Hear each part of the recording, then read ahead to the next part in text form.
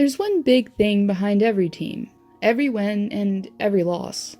It's fan base. Some appear more positive while others not so much. In this video, I'm going to rank the worst of the worst throughout the NHL.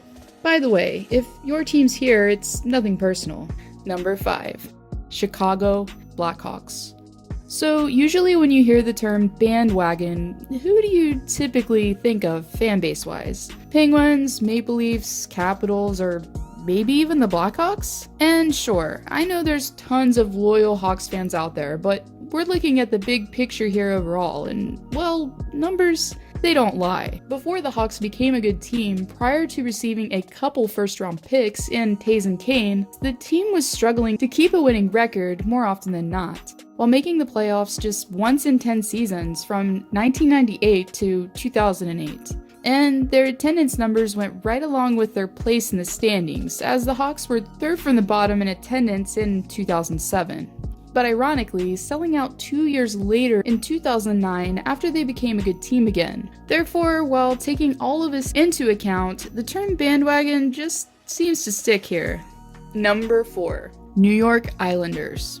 So I'm pretty sure while considering the recent events witnessed in Long Island, you're probably shocked that they aren't number 1, as they didn't exactly welcome their previous captain with open arms during his return, as fans took it upon themselves to burn, run over, and throw Tavares jerseys on game day. This was seen by many as disrespectful and degrading to the fan base's image, and really when Sean Avery is calling you out for being rude, well, you should just probably take a hard look in the mirror. But at the same time, while taking into account that Islanders fans, with all of the criticism that they've taken over the years, can still be pretty passionate. And really, that's why they're here. Cause let's face it, the last few decades haven't been easy if you've been cheering for the Isles, as they've tended to be the butt end of many jokes while occasionally making the postseason. Therefore, if you're an Islanders fan, at least you have heart where it counts.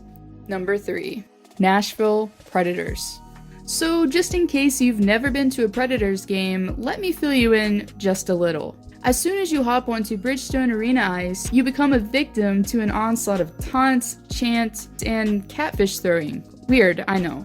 A goal scored isn't as much of a celebration as it is humiliation towards the opposing team. The "you suck" and "it's all your fault" chants will seem like a broken record, playing in your head and more specifically the goaltenders, as the fans also have the reputation of getting in the opposing team's goaltender's head while even adding a little more personal touch to their chants.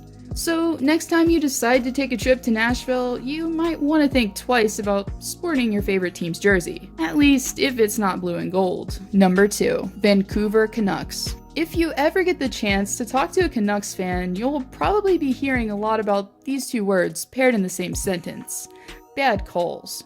And it's been the epitome of the franchise really, going all the way back to the Roger Nielsen days in BC. And maybe bad calls is what the Canucks fans had as part of their reasoning for lashing out onto the city of Vancouver after losing in the finals 8 years ago. But prior to racking up $5 million in damages and causing multiple injuries, fans were thought of as some of the most classy league-wide. So really, if the finals never happened, or even if the Canucks were the ones to win the cup, they may not even be on this list.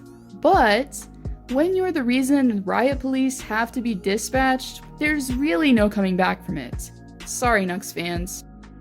Number 1. Philadelphia Flyers. The city of brotherly love. So much love is just pumping through everyone's veins here for each other and even opposing teams. Can't you tell?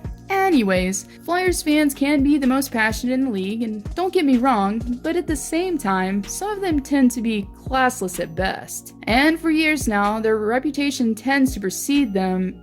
After finally losing the Broad Street bully term, they've become known around the league as possessing one of the worst fan bases to date. From throwing trash on the ice to dishonoring the deceased, Flyers fans have become known as some of the worst around. Oh, and let's not forget the time a fan jumped in the box to fight Ty Domi.